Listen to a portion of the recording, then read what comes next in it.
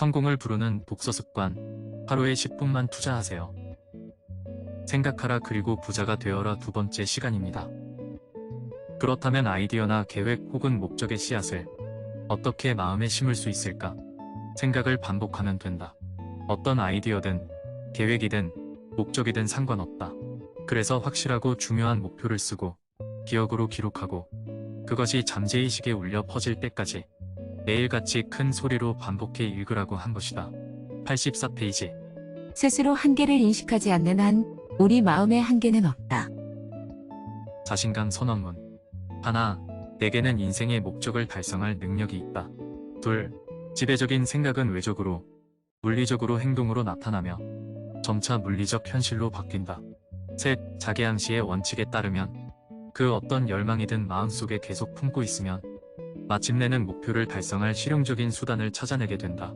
넷, 인생의 주요 목표를 명확하게 글로 쓴다. 다섯, 부와 지위는 진정성과 공정함 위에 세워진 것이라야 계속 유지된다. 85페이지. 중도에 포기하면 절대 승리하지 못한다. 끝까지 버티는 사람만이 승자가 된다. 인생에서 벌어지는 전투에서는 강한 자, 꾀바른 자가 늘 승리하는 건 아니다. 하지만 그것이 언제든 빠르든 늦든 마침내 자기가 될 수 있다고 생각하는 사람이 승리하게 된다. 88페이지. 부는 생각에서 시작된다. 얼마만큼의 부를 얻을 수 있는지는 그 생각을 실행에 옮기는 사람에게 달려있다. 믿음은 한계를 없앤다. 당신이 지나는 길에 대해 어떤 값을 부르고 싶을 때, 삶과 흥정하고 싶은 마음이 들 때 이 사실을 기억하라. 101페이지. 인간은 오감을 통해 잠재의식에 닿는 대상을 통제할 수 있다. 하지만 대부분은 이 능력을 사용하지 못한다. 많은 사람들이 가난하게 살아가는 이유는 바로 이 때문이다. 잠재의식은 비옥한 토양과 같다. 건강한 씨앗을 뿌려주지 않으면 그 땅에는 잡초가 자라게 된다. 105페이지. 생각이 잠재의식에 저장되어 남아있으면 기억으로 처음 유입되었을 때 그대로 유지된다. 그리고 그 생각과 관련된 감정이 강렬할수록 태도와 행동에 미치는 영향은 더욱 커진다. 잠재의식의 이런 측면으로 인해 자기암시를 이용하여 긍정적인 사고를 유입시켜 열망을 달성할 수 있다. 106페이지. 부자가 되려는 열망을 글로 적어서 매일 2번씩 크게 읽으라는 것이었다. 또한 그 돈을 이미 손에 쥔 것처럼 보고 느껴야 한다. 기억하라. 열망을 큰 소리로 읽는다고 해도 단순히 단어를 소리내어 읽는 것만으로는 결과가 생기지 않는다. 거기에 감정이나 느낌이 담겨야 한다. 감정이 담기지 않은 평이한 말은 잠재의식에 영향을 미치지 못한다. 생각이나 말을 잠재의식으로 보내는 법을 알지 못하면 놀라운 결과를 얻을 수 없다. 그 생각, 말에 믿음이 담겨 있어야 한다. 107페이지. 바라는 정확한 액수를 마음에 단단히 품는 것이다. 먼저 눈을 감고 그 돈의 물리적 형상을 실제로 떠오를 때까지 그 생각을 머릿속에서 놓치지 마라. 이를 최소한 하루에 한 번 시행하라. 108페이지. 이때 실제로 그 돈을 소유했다고 느껴야 한다. 어떤 서비스나 대화를 대가로 주고 상상한 돈을 벌어들인다는 식의 계획을 세우지는 마라. 그냥 지금 당장 그 돈을 손에 쥔 자신의 모습을 머릿속에 그리고 그 모습을 보라. 잠재의식에 필요한 계획을 넘겨주길 기대하고 요구하라. 109페이지. 열망을 재화로 전환하는 능력은 자기암시에서 나온다. 자기암시의 원칙을 통해 우리는 잠재의식에 접근하고 영향을 미칠 수 있다. 다른 원칙들은 자기암시를 활용하는 단순한 도구에 지나지 않는다. 이 생각을 늘 염두에 두고 이 책에서 제안하는 방법을 통해 부를 일구는 모든 과정에서 자기암시가 중요한 역할을 한다는 사실을 떠올려라. 114페이지.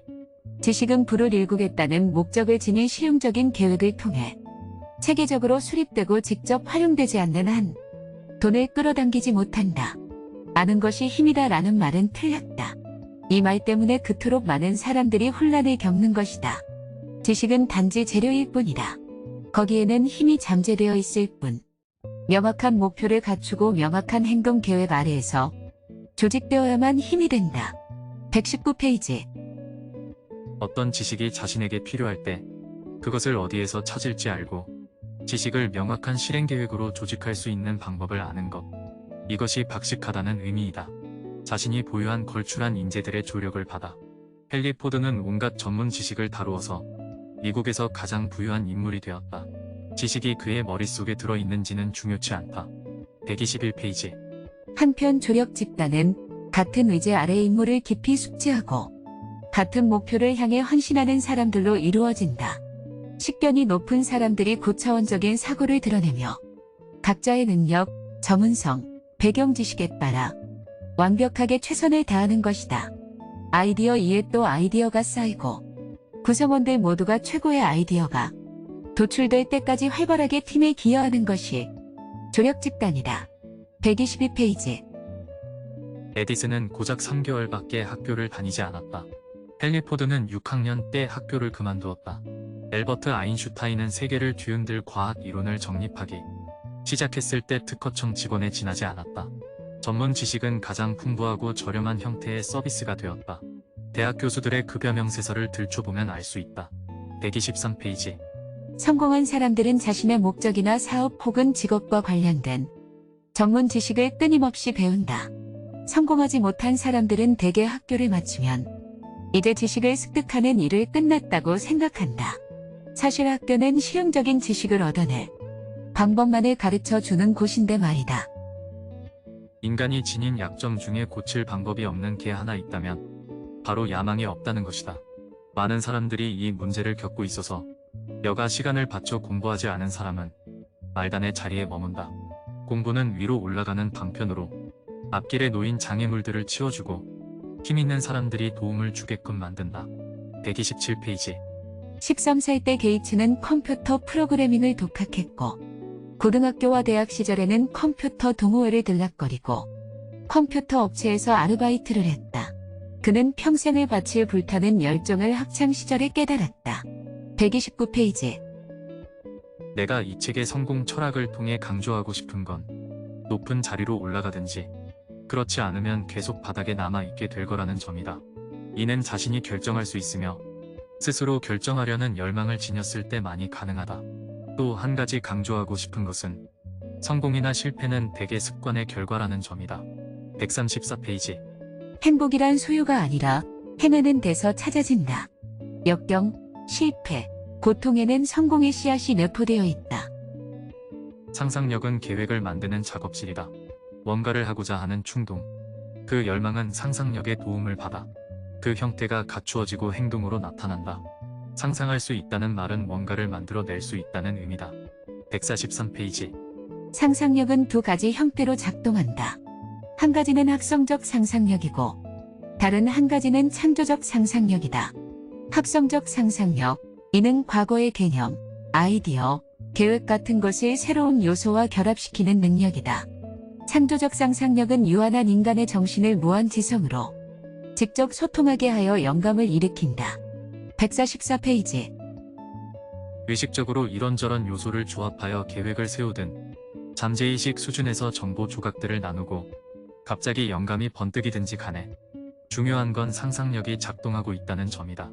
그리고 두 가지 상상력은 함께 조화를 이루어야 더 잘 작동한다. 145페이지. 열망은 사고 자극이다. 사고 자극은 일종의 에너지라고 할 수 있다. 열망이라는 사고 자극을 이용하여 재화를 얻어내는 과정에 착수할 때 대자연이 지구를 만들 때 사용했던 것과 꼭 같은 일을 한다. 인간의 신체와 두뇌를 비롯해 우주에 존재하는 이 모든 물질은 이렇게 만들어진 것이다. 150페이지. 부는 아이디어에서 출발한다. 그리고 아이디어는 상상력에서 나온다. 152페이지. 갑자기 일주일 안에 100만 달러를 반드시 마련하리라고 결심했습니다.